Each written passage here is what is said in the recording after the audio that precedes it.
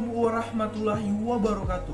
Kami dari kelompok 1 Rekayasa Perangkat Lunak akan mempresentasikan apa itu UML diagram, class diagram, use case diagram, dan activity diagram.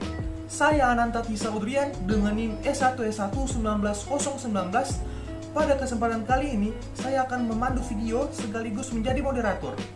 Tidak perlu berlama-lama lagi, langsung saja kita ke materi 1, apa itu UML diagram, yang akan dibawakan oleh pemateri 1 dengan saudara Abdullah Al-Hayat dengan NIM S1S1-19039. Kepada saudara Abdullah Al-Hayat, saya persilakan. Baik, apa itu UML? Jadi, UML adalah sebagai sebuah bahasa yang memberikan vocabularies dan tatanan penulisan kata-kata dalam Microsoft Word untuk kegunaan komunikasi.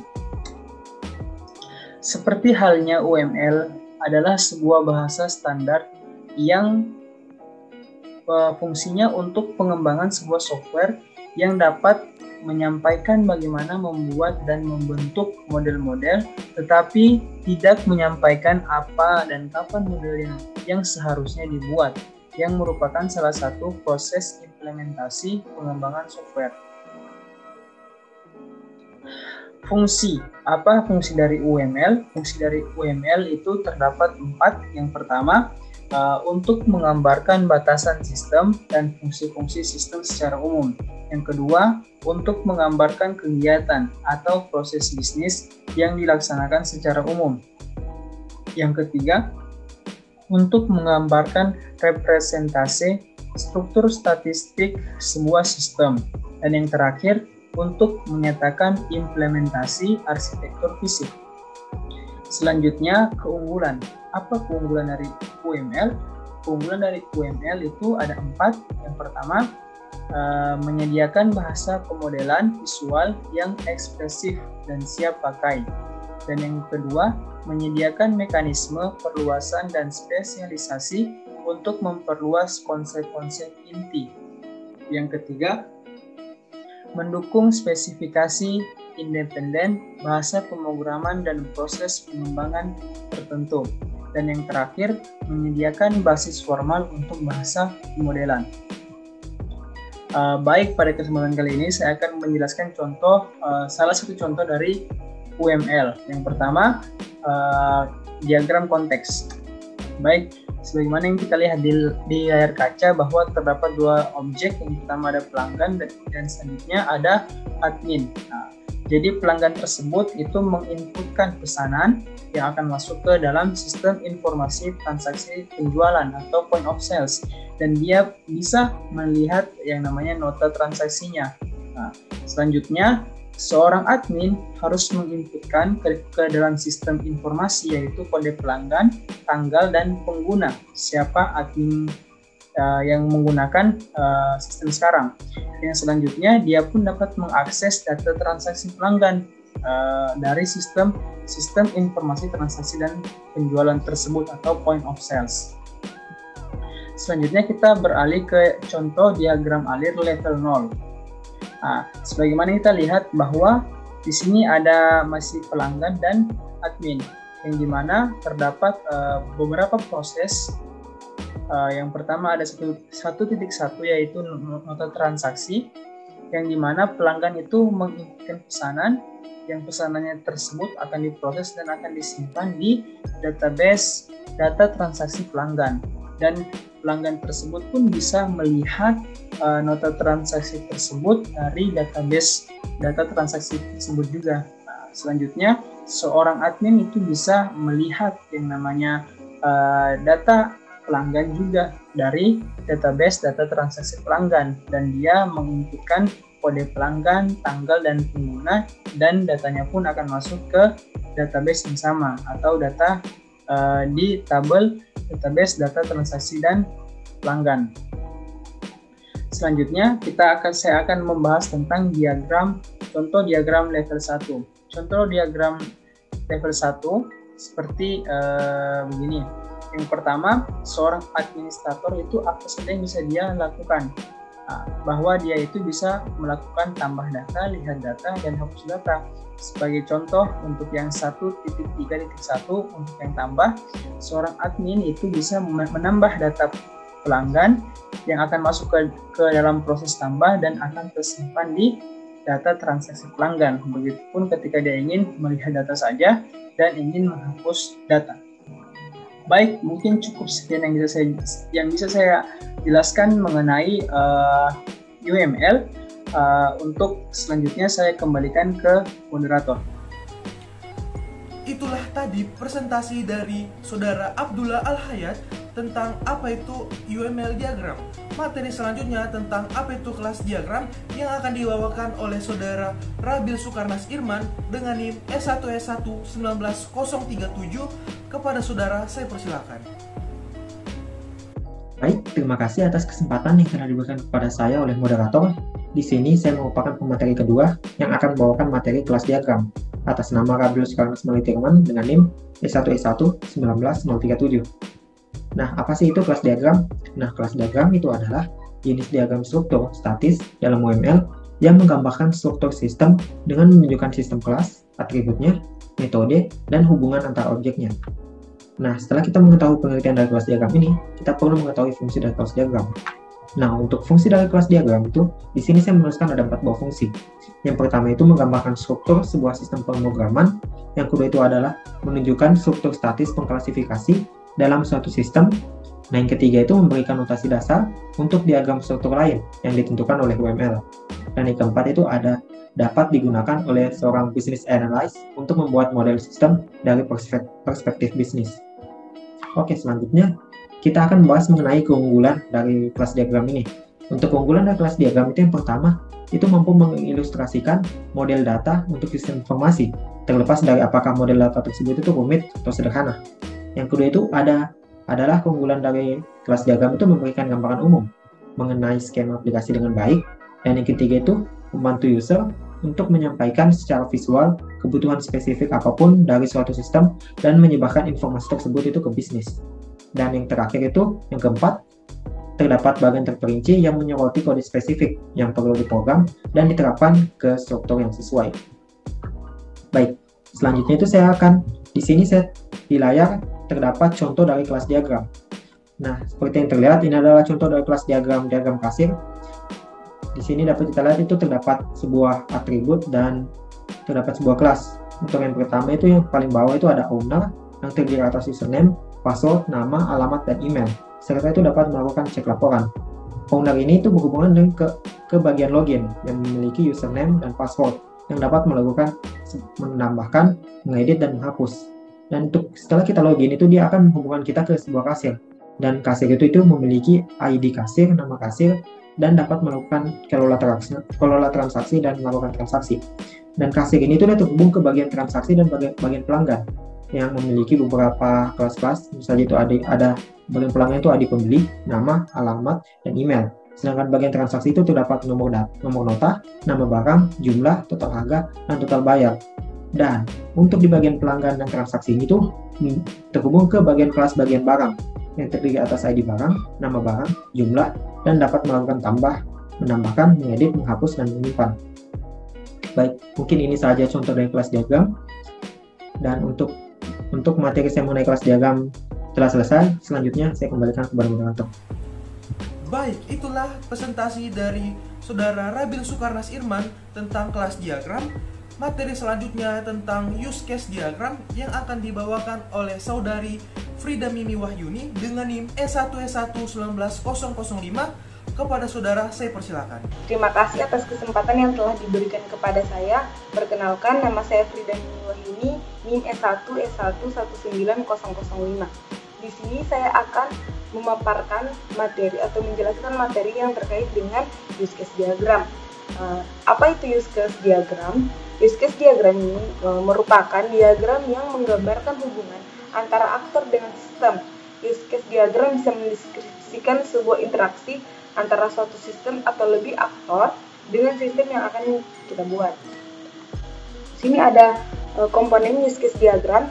Pertama, sistem. Ini menyatakan batasan sistem atau relasi dengan aktor yang menggunakannya itu di luar sistem, dan fitur-fitur harus disediakan di dalam sistem tersebut. Terus ada aktor, dia ini adalah segala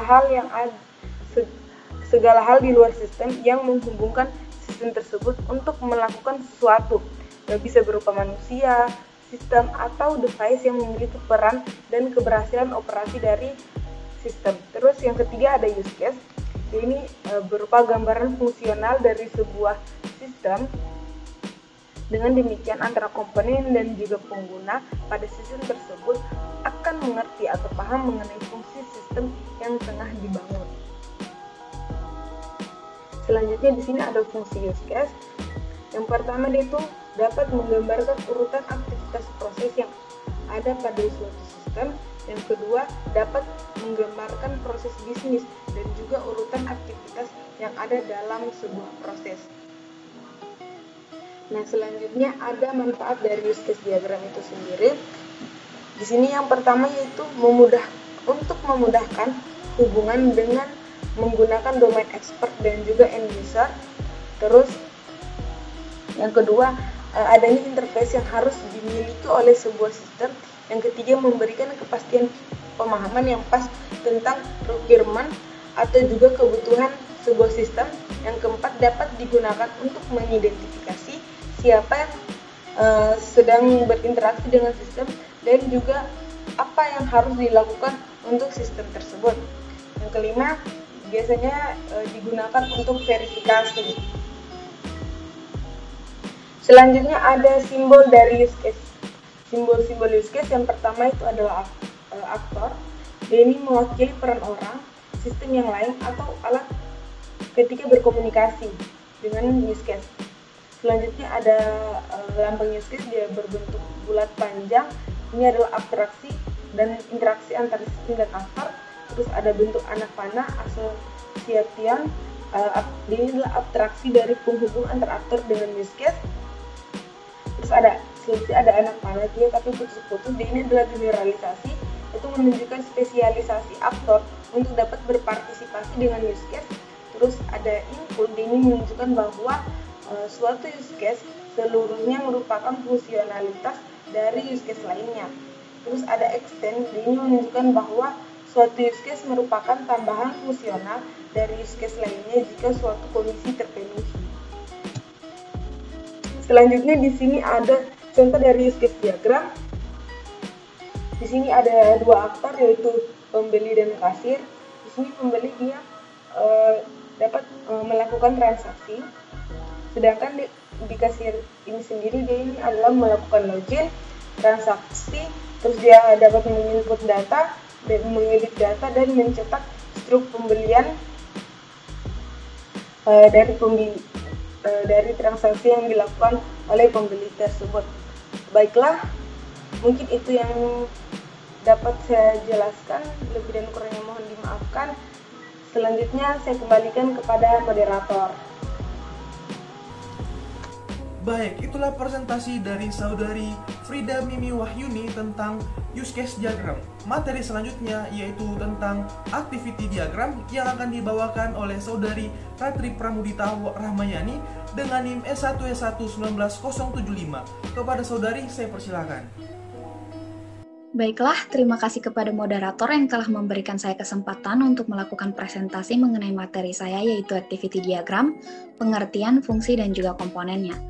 Pertama-tama saya akan mulai dari pengertian activity diagram. Activity diagram ini merupakan salah satu jenis dari UML atau Unified Modeling Language.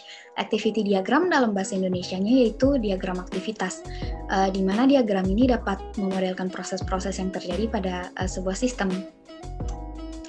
Dalam pembuatan activity diagram ini hanya dapat dipakai untuk menggambarkan alur kerja atau aktivitas sistem saja. Diagram ini menggambarkan sebuah algoritma dan pemodelan sekuensial yang kompleks dengan proses paralel.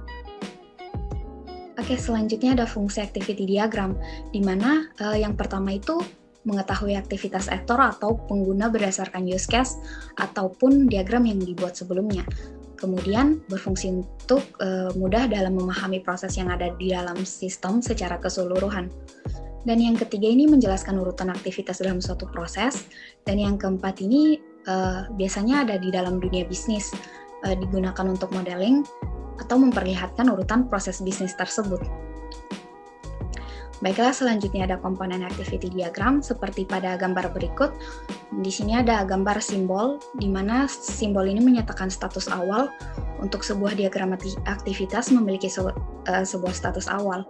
Kemudian ada simbol aktivitas yang dilakukan sistem. Aktivitas ini biasanya diawali dengan kata kerja.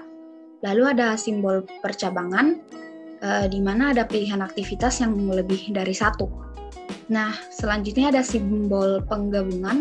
Penggabungan ini di mana yang mana lebih dari satu aktivitas lalu digabungkan menjadi satu. Dan ada simbol status akhir. Status akhir yang dilakukan sistem. Sebuah diagram aktivitas memiliki sebuah status akhir. Dan ada simbol kotak seperti kotak surat ini namanya swimlane. Swimlane ini memisahkan organisasi bisnis yang bertanggung jawab terhadap aktivitas yang terjadi. Nah, selanjutnya, di sini ada contoh diagram activity, di mana dimulai pada status awal bagian gudang, yaitu status awal bagian gudang itu memberi informasi data barang yang akan dipesan, kemudian menerima informasi, membuat SPP, kemudian terima SPP, kirim barang disertai vektor, kemudian kembali lagi ke bagian gudang, terima barang dan vektor, buat SPBJ, lalu ke bagian pembeli, tanda tangan SPBJ, terima SPBJ, kemudian konfirmasi pembayaran, melakukan pembayaran, terima pembayaran, buat kwitansi, kemudian terima kwitansi. Terima kwitansi ini merupakan status akhir dari diagram activity. Nah, sekiranya itu saja penjelasan materi mengenai activity diagram. Untuk materi selanjutnya saya akan kembalikan kepada moderator. Terima kasih. Baik, itulah materi dari Saudari Ratri Pramudita Rahmayani tentang activity diagram. Selanjutnya tentang kesimpulan yang akan dibawakan oleh Saudara Muhammad Al-Qadri dengan NIM S1S1190065. Kepada saudara, saya persilakan. Kesimpulan yang dapat diambil dari pembawaan materi yaitu UML adalah suatu bahasa yang digunakan untuk menentukan, memvisualisasikan, membangun, dan mendokumentasikan suatu sistem informasi. UML dikembangkan sebagai suatu alat untuk analisis dan desain berorientasi objek.